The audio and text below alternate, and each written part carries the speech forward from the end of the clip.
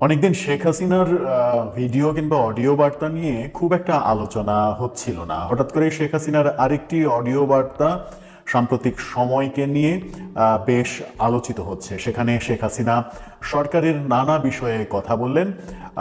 এবারের অডিও বার্তায় অবশ্য খুব বেশি তার সরকারের যে উন্নয়নের ফিরিস্তি, সেই উন্নয়নের ফিরিস্তি শোনা গেল না। যেটা শোনা গেল সেটা হচ্ছে যে বর্তমান সরকার এবং ইউনূস প্রশাসন কি করছেন, কিভাবে চলছেন, সেটা চলা উচিত কিনা, সেই কথাগুলোর ভেতরে দুই তিনটা বেশ গুরুত্বপূর্ণ তথ্য রয়েছে, যে তথ্যগুলো সাধারণত সামাজিক যোগাযোগ মাধ্যমে কিংবা গণমাধ্যমে চর্চা হয়নি কিংবা আমরা কেউ জানি না। সেই তথ্যগুলো নিয়েই গুরুত্বপূর্ণ সেই তথ্যগুলো একটা খুবই গুরুত্বপূর্ণ, ডক্টর ইউনূস সরকারের এবং ডক্টর ইউনূস সম্পর্কে তিনি বলেছেন সত্য মিথ্যা তিনি জানেন। আরেকটি গুরুত্বপূর্ণ বার্তা তিনি আওয়ামী লীগের বার্তা হিসেবে বলেছেন, যেটা আমরা শেষে সেই আলোচনায় চলে যাব, যে আওয়ামী লীগের পরবর্তী করণীয় সম্পর্কে তিনি খুবই স্পষ্ট কথা বলেছেন। কিন্তু শেখ হাসিনা আমলে আওয়ামী লীগ আমলের ভুল ত্রুটি সেগুলো নিয়ে তাকে কোনো কথা বলতে শোনা যায়নি। কি বললেন তিনি, কি বলতে চাইলেন, আগামীতে আওয়ামী লীগ কোন পথে যাচ্ছে, ডক্টর ইউনূস সরকারের ভেতরের শেখ হাসিনার নতুন অডিও সাম্প্রতিক সময়ে গতকালকেই তিনি একটি ভার্চুয়াল মিটিং করেছেন নেতাকর্মীদের সঙ্গে। সেই ভার্চুয়াল মিটিংয়ের অডিও নিয়ে সামাজিক যোগাযোগ মাধ্যমে বেশ আলোচনা চলছে এবং সেখানে 10 মিনিটের বেশি সময় তিনি একটানা কথা বলেছেন। সেই কথায় অনেকগুলো দিক তিনি তুলে ধরলেন। প্রথমে তার ওই দিকগুলো নিয়ে কথা বলবো, তারপরে ব্যক্তিগতভাবে আমাদের কিছু জিজ্ঞাস্য আছে, সেই জিজ্ঞাস্য নিয়েও আলোচনা করার চেষ্টা করব। কি বললেন তিনি সেগুলো চলুন জেনে নেওয়া যাক। তিনি বললেন ডক্টর ইউনূস সরকার নির্বাচন দেবে না, তারা নির্বাচন করবে না, তারা অনেক দিন থাকবে এবং যুদ্ধ খেলা সামনে এনেই নির্বাচন ব্যাপারটাকে ডিলে করবে, যে ব্যাপারটা নিয়ে চারিদিকে প্রচুর আলোচনা চলছে। তিনি বললেন মানুষের নিরাপত্তা নেই, নারীদের নিরাপত্তা নেই। জুলাই হত্যাকাণ্ডের জন্য আমি জুডিশিয়াল ইনকোয়ারি কমিটি করে দিয়েছিলাম, তাদেরকে কাজ করার সুযোগ দেয়নি, তাহলে তো জানা যেত যে জুলাই হত্যাকাণ্ডের পেছনে মূল অপরাধী কারা, অর্থাৎ জুলাই হত্যাকাণ্ডে তাকে যে অপরাধী করা হচ্ছে সেই কথা তিনি অস্বীকার করে তিনি বললেন যে তিনি জুডিশিয়াল কমিটি করে দিয়েছিলেন, বিচার বিভাগীয় তদন্ত কমিটি, সেই কমিটিকে কাজ করতে দেওয়া হয়নি, সেই কমিটি বাতিল করে দেওয়া হয়েছে। সেই কমিটি যদি কাজ করতে পারত তাহলে জুলাই হত্যাকাণ্ডের নাকি সঠিক তথ্য আমরা পেতে পারতাম। বলেছেন শ্রমিকের টাকা মেরে খাওয়া লোক দেশের কথা ভাবে না, এই কথাটা তিনি ডক্টর ইউনূসকেই এক ধরনের আক্রমণ করার চেষ্টা করেছেন। করিডোর নিয়ে তিনি কথা বলেছেন যে মায়ানমারের তো অনেক জায়গা আছে, তাদের পোর্ট আছে, তাহলে বাংলাদেশকে কেন ব্যবহার করা হবে, বাংলাদেশকে কেন ব্যবহার করতে দেয়া হবে, করিডোরের প্রসঙ্গই বা কেন ডক্টর ইউনূস সরকার কেন কথা বলবে, কেন এই ব্যাপারে তার এত আগ্রহ, স্বার্থটা কোথায়। তিনি বলেছেন যে পররাষ্ট্র উপদেষ্টা বলেছেন বর্ডারের একটা অংশ মায়ানমার সাইডে আমাদের নিয়ন্ত্রণের বাইরে, সেই ব্যাপারের সমালোচনা করে তিনি বলেছেন আমি যতদিন পর্যন্ত ক্ষমতায় ছিলাম কক্সবাজার চিটাগাং অঞ্চলের বর্ডার, সমস্ত বর্ডার আমাদের নিয়ন্ত্রণে ছিল, এখন সরকার বলছে বর্ডার তাদের নিয়ন্ত্রণে নেই, তাহলে তারা কি করছে, এই কথা বলেছেন। তারপরে যেটা বলেছেন যে তার আর কি, তার তো কিছু যায় আসে না, তার তো বিদেশে অনেক জায়গা রয়েছে, সে ফুরুত করে বিদেশে কোনো একটা দেশে চলে যাবে, ভুক্তভোগী হবে দেশের মানুষ, এই জন্যই ডক্টর ইউনূসকে ক্ষমতা থেকে সরাতে হবে। এই ইম্পর্টেন্ট মেসেজটা তিনি তার কর্মীদেরকে দেওয়ার চেষ্টা করেছেন এবং এই কথাগুলো বলতে গিয়ে তিনি একটা খুবই গুরুত্বপূর্ণ কথা বলেছেন, সেটা হচ্ছে ডক্টর ইউনূস সরকার নাকি 40 জনের একটা টিম করেছে, ডিজিটাল মার্কেটিংয়ের জন্য 40 জনের একটা টিম কাজ করছে। এই টিমটা ডক্টর ইউনূস সরকারের পক্ষে জনমত তৈরি করা এবং এই জনমত তৈরির ক্ষেত্রে বুস্টিং সহ নানা রকমের কর্মকাণ্ড করে ভার্চুয়ালি দেখানোর চেষ্টা করছে যে ডক্টর ইউনূস সরকারকে জনগণ চাচ্ছে, এই কারণেই তারা আরও 5 বছর ক্ষমতায় থাকতে চায়। অর্থাৎ একটা মার্কেটিং টিমকে কাজে লাগানো হচ্ছে, এই তথ্য শেখ হাসিনা বললেন। আদতেও কি এটা সঠিক? ডক্টর ইউনূস সরকার কি সত্যি একটা মার্কেটিং টিম তৈরি করেছেন, 40 জনের একটা টিম তৈরি করেছেন যারা ডিজিটাল মার্কেটিং করছে বর্তমান সরকারের পক্ষে? কখনো কখনো এই আলোচনায় কিন্তু মানে এরকমভাবে স্পেসিফিক 40 জনের টিমের কথা নিয়ে না হলেও এই আলোচনাটা কখনো কখনো আমরা শুনেছি যে ভার্চুয়ালি ডিজিটাল মার্কেটিংয়ে ডক্টর ইউনূস সরকারের পক্ষে কেউ কেউ কাজ করছেন। সেটা যে এরকম একটা টিম করে করা হচ্ছে, এই তথ্যটা শেখ হাসিনা বলার চেষ্টা করলেন। সত্য মিথ্যা সেটা তিনিই জানেন। বলেছেন কাশ্মীর জঙ্গি হামলার প্রতিবাদ না করে সেটা নিয়ে বিভিন্ন ধরনের কথা বলছে এই সরকার, যেটা আমাদের নিরাপত্তার জন্য হুমকি স্বরূপ এবং আমাদের দেশটাকে একটা জঙ্গি রাষ্ট্র হিসেবে বিশ্বের বিভিন্ন দেশ আখ্যা দেওয়ার সুযোগ পাচ্ছে। যুদ্ধের কথা বলছে ডক্টর ইউনূস সরকার, কার সাথে যুদ্ধ করবে সেই প্রশ্ন তিনি করেছেন। এসব করতে গিয়ে বাংলাদেশের অর্থনীতি ডক্টর ইউনূস সরকার ধ্বংস করে ফেলেছেন, সেই কথা বলার চেষ্টা করলেন। বলেছেন কথায় কথায় লাশ পড়ছে, আমাদের নেতাকর্মীদের মারা হচ্ছে, নারীদের হেনস্থা করা হচ্ছে, নারীদের নিরাপত্তা নেই, মুক্তিযোদ্ধাদের মারা হচ্ছে এবং আমাদের নেতাকর্মীদের ধরে ধরে পাইকারি হারে জেলে ভরা হচ্ছে, কারো কোনো জীবনের নিরাপত্তা নেই। এই কথার ফাঁকে তিনি ডক্টর ইউনূসকেই খুনি, জঙ্গি এরকম উপাধি দেওয়ার চেষ্টা করলেন। তিনি বলছেন যে সরকারের দায়িত্ব নিয়ে ডক্টর ইউনূস নিজেই ট্যাক্স ফাঁকি দিচ্ছেন, সমস্ত ধরনের ব্যবসা নিজের নামে করে নিচ্ছেন, বহু ব্যবসার লাইসেন্স তিনি নিজের নামে করে নিচ্ছেন, যেন সরকারে না থাকলেও এগুলো আজীবন কাজে দেয় তার জন্য।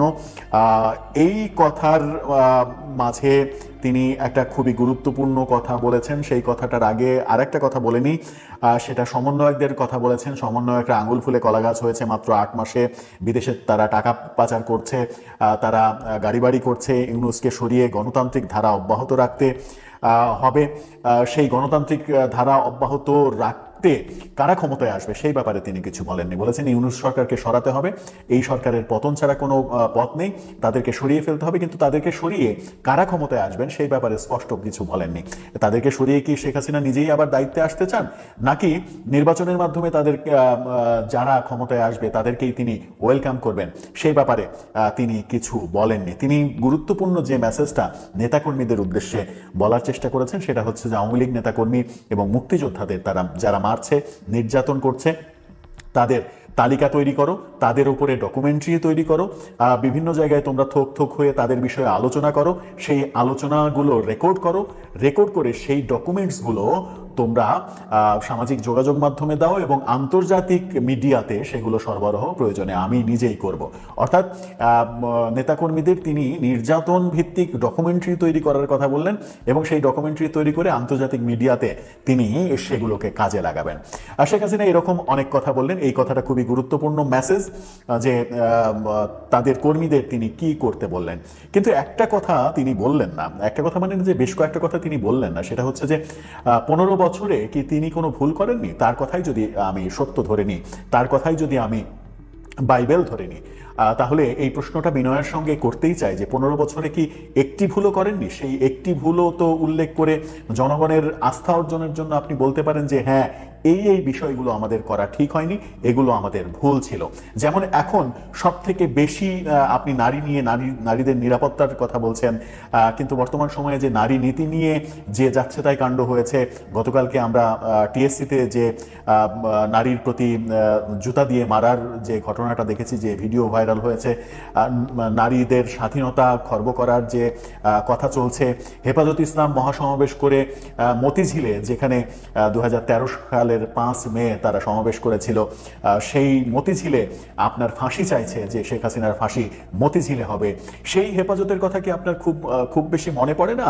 যে তাদেরকে আপনি বিভিন্ন ধরনের রাষ্ট্রীয় সুযোগ সুবিধা দিয়ে, আপনার নামে সমালোচনা রয়েছে যে আপনি রেলের অনেক জমি তাদের নামে দিয়েছিলেন, বহু সুযোগ সুবিধা দিয়েছিলেন, এই কওমি শিক্ষাকে মাস্টার্স সমমান দিয়েছিলেন, তাদেরকে এক ধরনের রাজনৈতিকভাবে কাজে লাগানোর জন্য কাজগুলো করেছিলেন এবং বিনিময়ে আপনি কওমি জননী উপাধি, অনেকে বলেন যে এটা কিনেছিলেন। আপনি কওমি জননী উপাধি পেয়ে নিজেকে খুব গর্বিত ভাবতেন, কিন্তু সেটাই আপনার জন্য কাল হয়েছে কিনা সেই উপলব্ধি কি আপনার হয়েছে?